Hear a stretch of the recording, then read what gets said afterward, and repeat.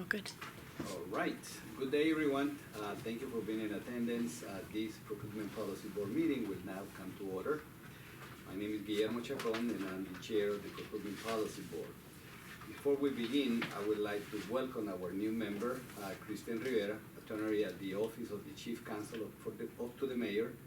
Christian will be replacing Molly, who is on maternity leave. Congratulations to Molly and on the new arrival for her baby. And we wish her and the entire family a good health and happiness. I now ask each member of the Procurement Policy Board to introduce, state their names, please, for the record. Hi everyone, my name is Christian Rivera. Charlotte Manchin, from the Controller's Office. Victor Olds, a PPB member from the Controller's Office. Wayne Member, Attorney Thompson. Very good. Thank you, everyone. Now I'd like to request folks in attendance of this meeting to introduce themselves. Amanda Papandreou, Chief of Commercial and Real Estate Litigation at the New York City Law Department. Thank you. Richard Schulzen, Chief Assistant Corporation Counsel at the Law Department. Thank you. David Garfinkel, Deputy General Counsel of Mox. Thank you. Kim Egbert of Mox. Thank you. Nick Negron, Agency Attorney at Mox. Jessica Lu, Mox. Thank you. Thank you. Thank you. And we have quorum. Now I ask,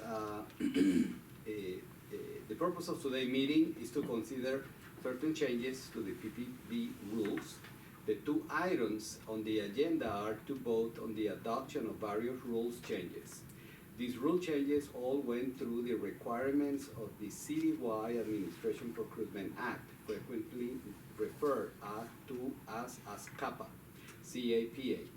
These rule changes has been publicly noticed, providing the public opportunity to comment and testify at hearings. Public comments and recordings were made available to each member of the Procurement Policy Board prior to today's meeting. Is the PPB approved the rules changes to date, they will become effective 30 days after the publication of the notice of adoption. First, the PPB should vote on changes to various sections of the PPB rules, not only the creation of a new section 3-17. At this time, I recognize, is Nick Negron here? Yeah. Yes, very good. Agency Attorney at the Mayor's Office of Contract Services to speak further on the rules on behalf of the administrations. Nick? Thank you, Chair, for the opportunity to speak before the PPB about these reforms to the PPB rules. The proposed changes would update provisions of the PPB rules relating to the alternative project delivery method known as design-build. Design-build is one method of alternative project delivery in which one entity or a team of separate entities work under a single contract to provide design and construction services.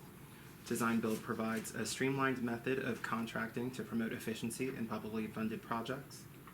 These proposed amendments would establish regulations relating to the design-build alternative project delivery method, including creating a new PPB rule section 3-17.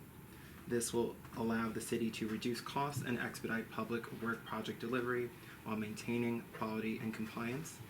The current PPB rules do not contemplate the New York State required multi-step process to procure design-build services, and this proposed rule would detail the steps for such procurements for agencies authorized by the Public Works Investment Act to use design-build.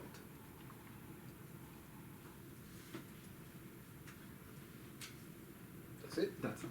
All right, thank you, Nick. Sorry about that. If there is a member from the PPB who wish to make a statement or ask a questions for the first item, please feel free. Please.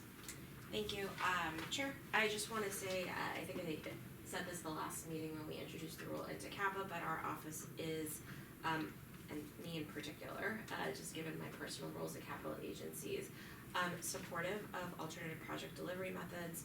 The Controller and I, Controller Lander and I, helped the city in advocating as part of the Capital Process Reform Task Force for design build, and so we are happy to be able to see it codified into rule. I do just want to reiterate some of the comments that I made when we introduced the rule into CAPA, which is given the large scale value of these contracts, which from an efficiency standpoint, when appropriate, because the use of design build is not always appropriate, is beneficial. there is a lot of work both on the design and construction side that is otherwise not as transparent as would be if projects were bid in the ordinary design, bid, build phase. So I just want to emphasize that hopefully the city will continue to work on processes that ensure that there is transparency in the use of subcontractors, because some of these subcontractors will have significant subcontracts that otherwise would have been at the values that the city would have directly entered into prime contracts with. There's likely going to be many more multi-tier subcontractors, and so ensuring not only that the city knows who those vendors are, is properly vetting them, but also ensuring that they're in compliance with MWP Eagles, DB Eagles, whatever might be applicable, is also critical. And lastly, our office has started the discussion with the Mayor's Office of Contract Services on the need for a new award method to be created into the city's financial management system, FMS, so that projects that are being bid and awarded pursuant to this new procurement method are accurately tracked and reflected in a new FMS award method.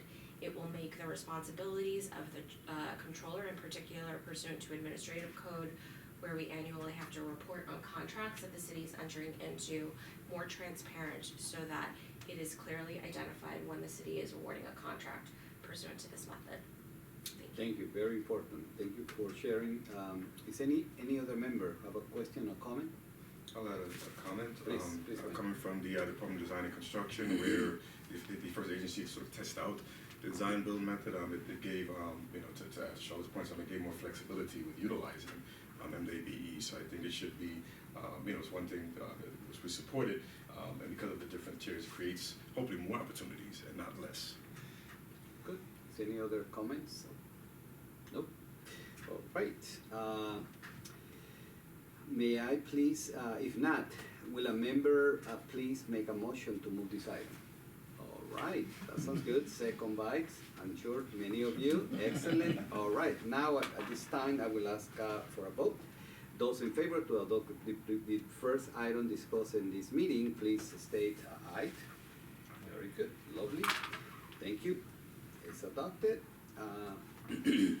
The second item and final issue that we will address in this agenda is to vote on the adoptions of changes of various sections of the rules, not only amending 3-16. At this time, I recognize Jessica Liu, Agency Attorney at the MOX, to speak further on the rule on behalf of the administration. Jessica, please. Thank you, Chair, for the opportunity to speak before the PPB about these reforms to the PPB rules. These proposed amendments update the provisions of the PPB rules that refer to HHS Accelerator. The purpose of these amendments is to fully decommission and eliminate references to the decade-old HHS Accelerator system, a digital procurement system which has been replaced by the passport system, and align the rules with similar procurement methods. These amendments also add timeframes for human services procurements pursuant to Local Law 169 of 2023.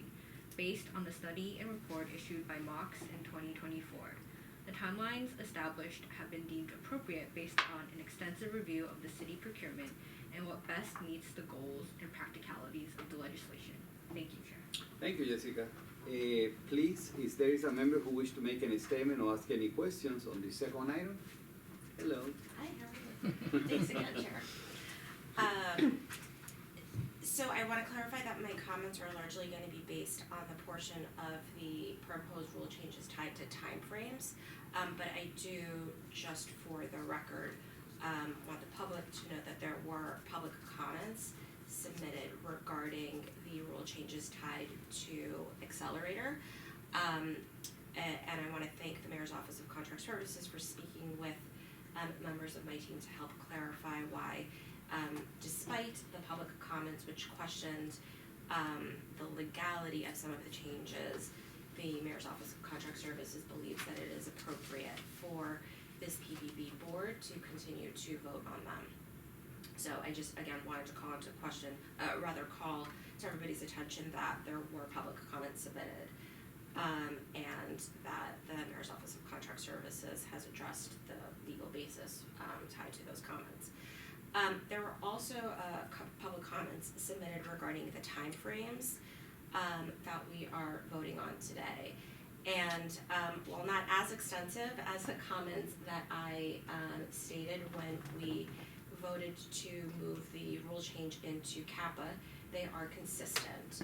And I'm going to reiterate those because the concerns that I raised a couple of months ago, which I had raised in November of 2024 as well, so a year from basically where we are today, continue to be concerns that I as a board member have, and that I can also say from my role as the controller, from the controller's office, also see as problematic.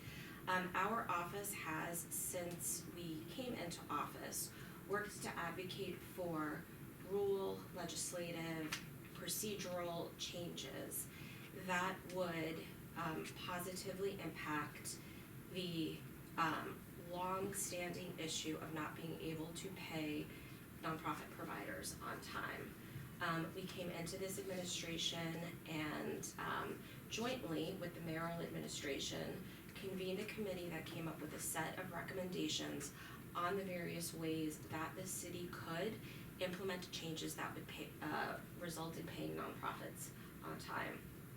Some of those recommendations have come to fruition. They are largely successes that fix issues at the moment, but are not the systemic issues that are going to ensure that this problem does not each and every year continue to happen, that there isn't a backlog each and every year that the city needs to dedicate resources to fire, drill, and resolve.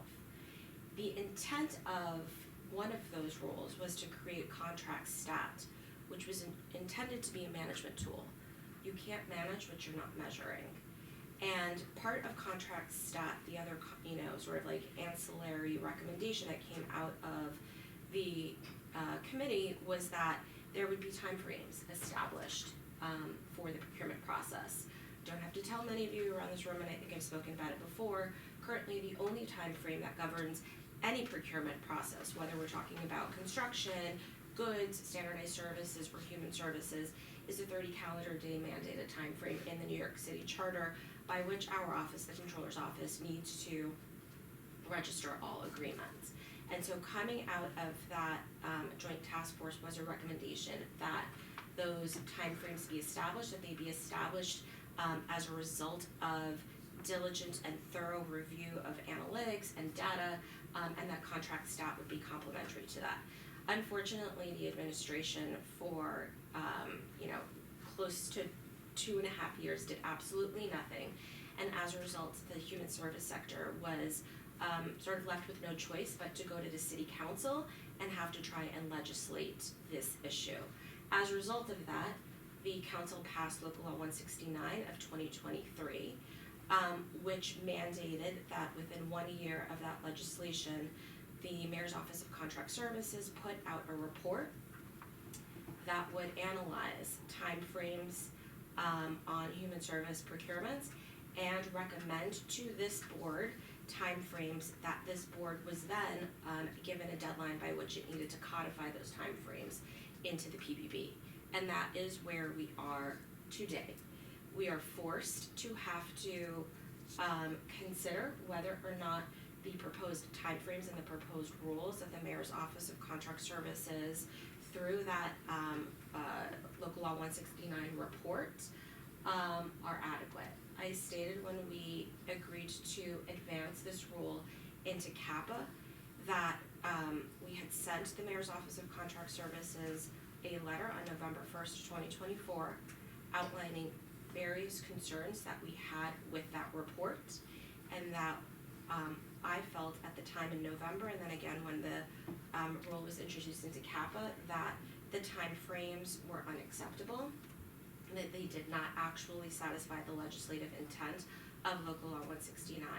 There was public comment submitted during the Kappa process that supported that. I want to reiterate again that I do not believe that the proposed timeframes that are set forth in this proposed rule meet the requirements of that legislative intent, but more importantly are not codifying into rules timeframes that do anything other than memorialize the current status quo. And in fact, as was indicated in the November 1st, 2024 letter, which I shared previously on numerous occasions with all PPB members, and again mentioned last time we all met, in some instances are actually greater than the current median. In addition to that, the report analyzed only timeframes for the request for proposals, RFP procurement method, and as we indicated in our letter, that is not the procurement method that this city most often uses to enter into procurement actions with nonprofits. There are extensions, amendments, renewals, negotiated acquisition extensions. All of those are similarly, significantly, consistently retroactive and are also the root cause of delayed payments to nonprofits. None of that has been addressed. The council in recent hearings has also raised the concerns that we raised in our letter as a basis for the status quo not being sufficient. As early as earlier today, the council has had to vote on and actually, I believe, override the mayor's veto tied to other legislative actions that they had to take because unfortunately the city's procurement rules have not been changed and processes have not changed significantly enough to result in any change. So I will do so in a moment, Chair, when you ask for my vote, but I'm stating that I will be voting against the rule change, understanding that this PPB might otherwise feel that they have to vote in favor in order to meet the deadline that's set forth in the legislative, in Local Law 169, but there is nothing that is being presented here that changed the status quo. I recognize, having been in public service for 20 years across 5 city agencies, that it is not easy to change the status quo, but I cannot in good conscience approve a rule change that codifies that it is okay to continue to do what we are doing when we all know that that is not serving our vendors and our providers. Thank you so much. Appreciate those comments. Any other member? Yes. Yeah, I'd also like to say something. I also have concerns about the proposed rule change. I'm concerned with the lack of a response to the letter from the Comptroller's Office that raised concerns about the report. I'm also concerned about the report itself. As Charlotte mentioned, it seemed to just codify the status quo without offering any suggestions for where efficiencies can be gained. And so it is concerning that going forward, the basis for which timely procurement will be measured as it relates to the nonprofit sector will be based on these timeframes that were put forward by Mox without any real scrutiny or analysis, or at least an attempt to answer good faith questions that were raised about how these timeframes came about. And so it is unfortunate that we're in that situation and difficult to reconcile, I'd say the least. I'm also concerned about the text of the rule itself. While it seems to attempt to hold city contracting agencies to the timelines that are enumerated, there is language within the provision itself that says agencies can ignore those provisions if in their sole discretion they think that it's appropriate to do so. And so I wonder about the accountability measures that are in place, even written within the rules, or what Mox intends to do to ensure that procurement is timely and that agencies that are violating the spirit of even these elongated timeframes are held accountable. And so I join with Charlotte in raising my objections and unfortunately voting no for this rule change. All right. Do you have anybody want to address an issue? Any other questions for the members of the board? All right. May I request a motion to move this item? All right. Well, we will probably, we will table this one, and I'm sure forward we will address all the concerns. The November 1st, I'm sure, will be a point of reference, and the concerns are basically for the record in this meeting stated in a very clear way.